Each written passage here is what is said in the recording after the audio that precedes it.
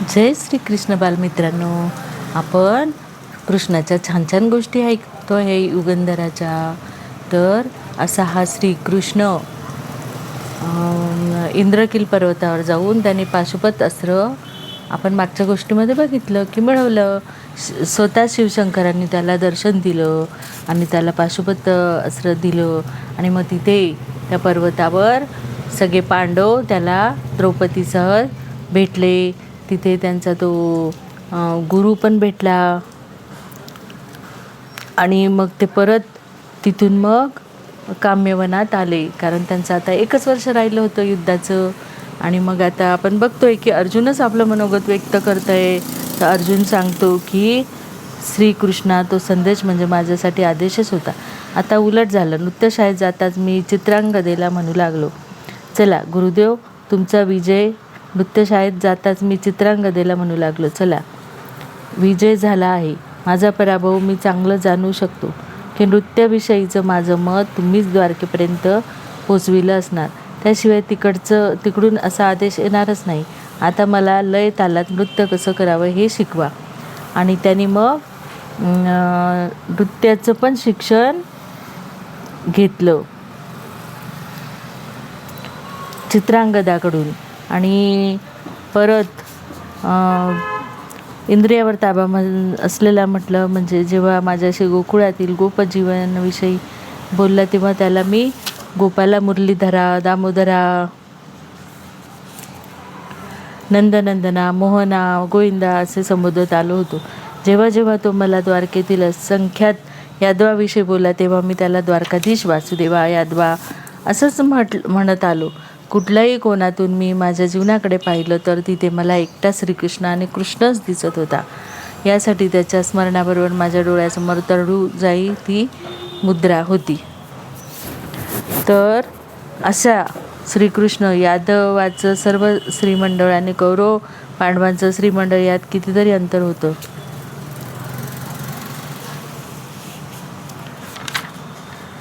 माणसाच्या जीवनात कोण कोण प्रवेशेल व त्याला कुठे कुठे जावं लागेल काही सांगता येत नाही. इंद्रप्रस्थ, हस्तिनापूर, द्वारका प्रमुख स्थलानंतर माझ्या जीवनात अनन्यसाधारण महत्त्व होतं. ते माझं सासर म्हणून पांचाल राज्याला पुत्र अभिमन्यूचं.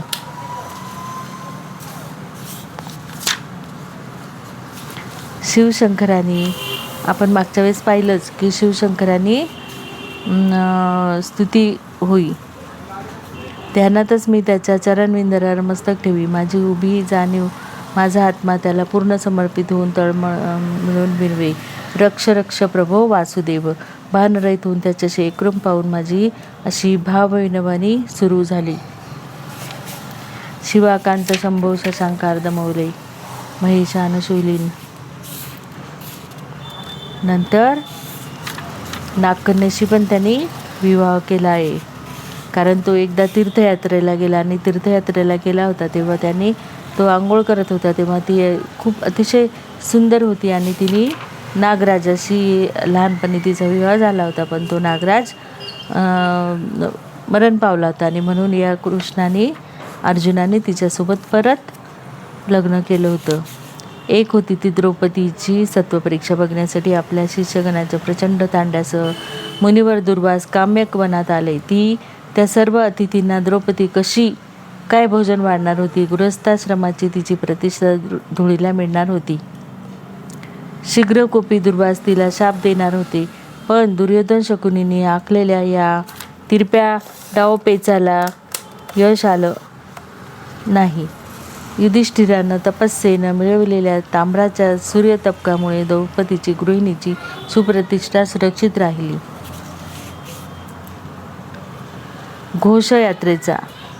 घोषयात्रेतही चित्रसेन गंधर्वाकडून बंदिवान झालेल्या दुर्योधन, दुःशासन आणि कर्ण अशा प्रमुख कौरवांना मी आणि भीमसेनानं विक्रमाची शर्यत करून सोडविलं होतं. जीवदान देऊन हस्तिनापुराला परत पाठविलं होतं.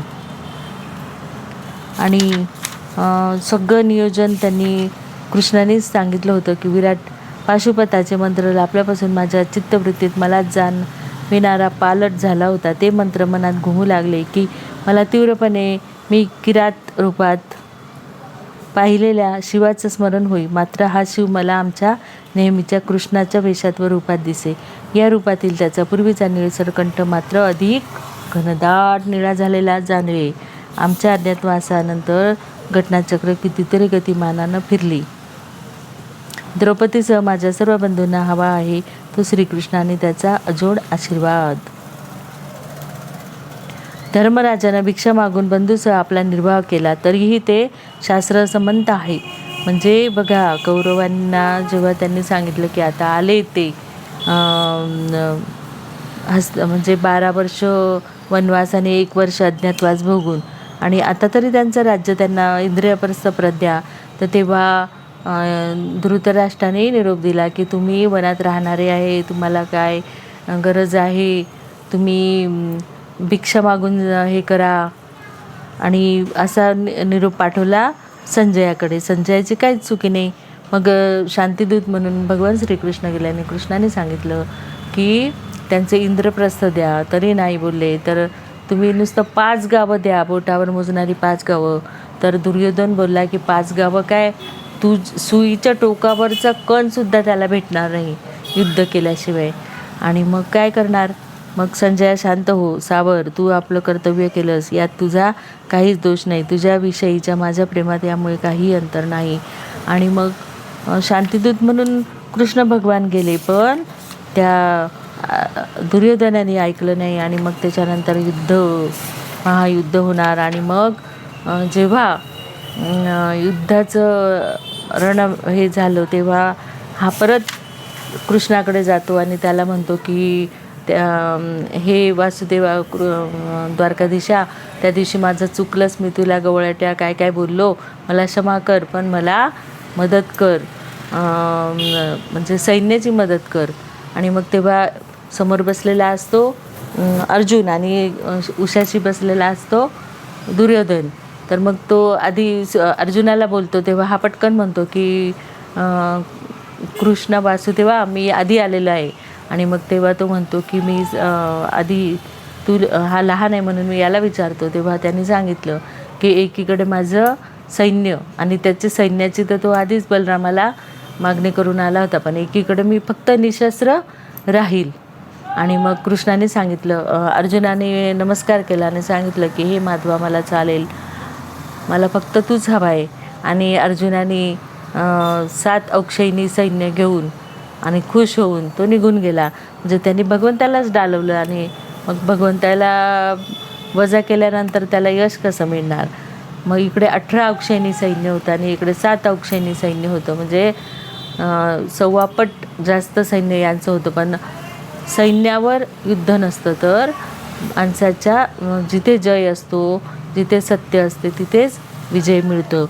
आणि ऐनवेळी सगळं ठरलं, सगळी तयारी झाली आणि ऐनवेळी अर्जुन दीडमूड झाला. अर्जुनाने सांगितलं की केशवा, मला आता हे राज्यही नको आणि मला युद्धही नको. ज्यांचे मी चरण स्पर्श करतो त्यांना मी मारू, त्यांना कसा बाण मारू. आणि मग पुन्हा 18 अध्यायाची गीता श्रीकृष्ण भगवंताला त्या अर्जुनाला सांगावी लागली, कारण त्यांनी किती तपस्या केली होती. 12 वर्ष ते धर्मसंस्थापना करण्याकरता आधीच उशीर झालेला होता.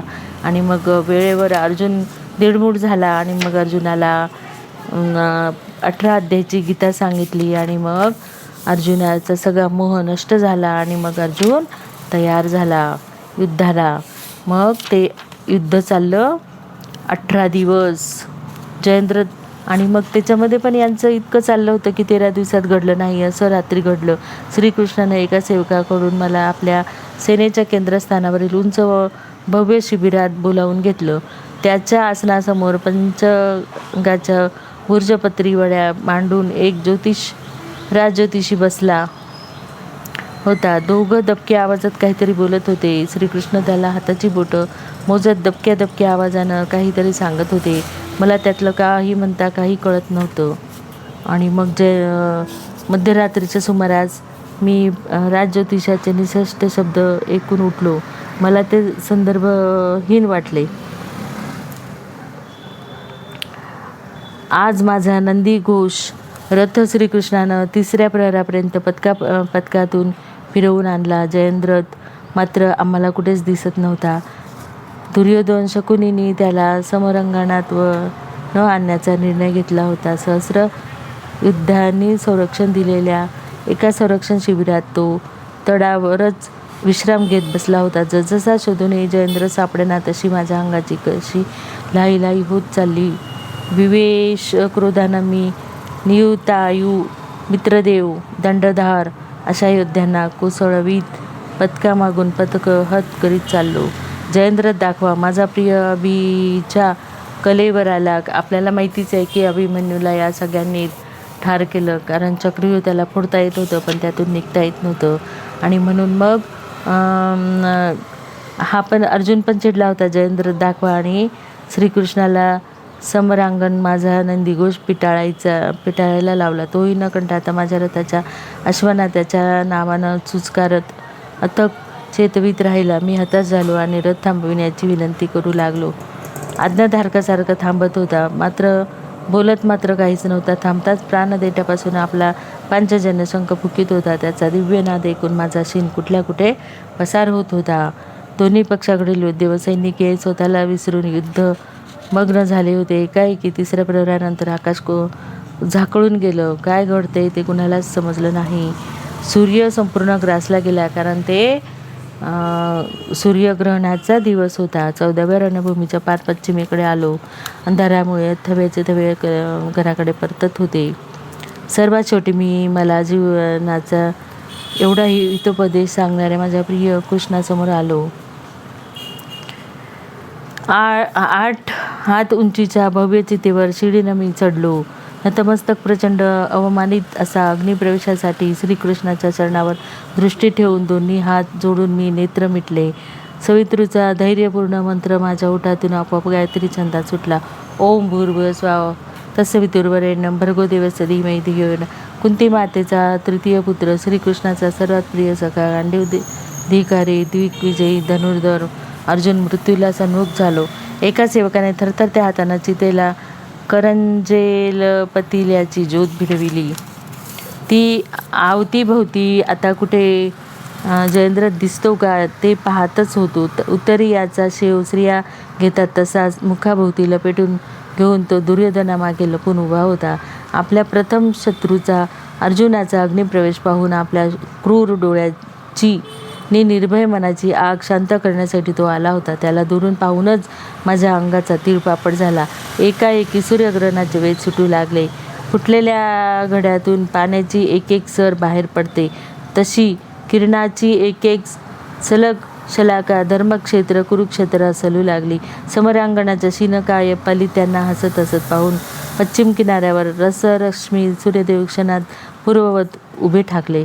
पक्षी पुन्हा घरटी सोडून कलकलत चरायला गेली.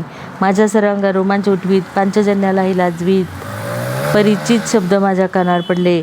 सव्यसाची पार्था, तो पहा गगनमंडलातला सूर्य आणि हा बघ कुरुक्षेत्रावरचा नीच जयेंद्रथ. सोड बाण आणि साध लक्षवेध. दोन्ही हाताच्या तर्जना 2 भिन्न दिशावर रोखत तो ताट उभा होता. हिमालयाच्या कैलास पर्वतासारखा. त्याच्या उजव्या हाताची तर्जनी सूर्याकडे आणि डाव्या हाताची जयेंद्रथाच्या कंठाकडे अचूक रोखलेली होती. त्याच्या डाव्या बोटाचं अग्र नेमकं पकडत मी हातात पेललेल्या गांडीवावरचा जिज्ञपुच्छाचा चंद्रमुख बाण श्रीकृष्णार्पणमस्तू म्हणत फेकला. तो कंठनाद छेदणारा चंद्रमुख जिज्ञ आणि नागमोडी जाणाऱ्या शेपटाच्या चंद्रकोरी पात्याचा होता. नागमोडी वळणामुळे वळून घेत मधल्या सर्वांना सरसर चुकवीत तो अचूक जयेंद्रथाच्याच कंठनाळ भेदून गेला. काय आणि कसं घडलं ते माझं मलाच कळलं नाही. माझ्यासाठी कौरवांनी रचलेल्या त्या भव्य चितेवर पांडव सैनिकाने जयेंद्रथाचं प्रेत चढविलं. सूर्यग्रहणाची झूल देऊन 14वा दिवस जयेंद्रथाची चिता बघत मावळत होता. मला श्रीकृष्ण हितोपदेश ठामपणे म्हणाला होता. मनमना भव, माझ्यासाठी मन ठेव. भव मद्भक्तो, माझाच भक्त हो. मद्याजी माम नमस्कुरु, मलाच नमस्कार कर. अहम त्वां सर्व पापेभ्यो मोक्षयिष्यामी, मी तुला सर्व पापापासून मुक्त करेन. मा शुच भिऊ नकोस. ते ऐकताना मी तेवढ्याच निर्धारानं त्याला म्हणालो, हो तू करिष्ये वचनं तव, तुला दिलेलं वचन पाळेन, तू सांगशील तेच करेन. मला 1,00,000 मोलाचं जीवन सत्य अनुभवानं पूर्ण कळून चुकलं होतं की मी एक सामान्य नर आहे आणि तो नारायण आहे. अशा या अर्जुनाला भगवान श्रीकृष्णाने ज्ञान दिलं आणि ते ज्ञान आज पण आपल्याला खूप महत्त्वाचं उपयोगी आहे. ते म्हणजे गीताज्ञान. गीताज्ञान हे भगवंताने कुरुक्षेत्रावर अर्जुनाला सांगितलं. पण आज आपण पण अर्जुन आहो, आपल्याला पण खूप अडचणी येतात, समस्या येतात आणि आपल्याला पण हे करू का ते करू, आपल्याला असे खूप प्रश्न पडतात आणि आपण पण गीता वाचून गीतेचं ज्ञान आपण घेतलं पाहिजे. जय श्री कृष्ण. आवडली का गोष्ट?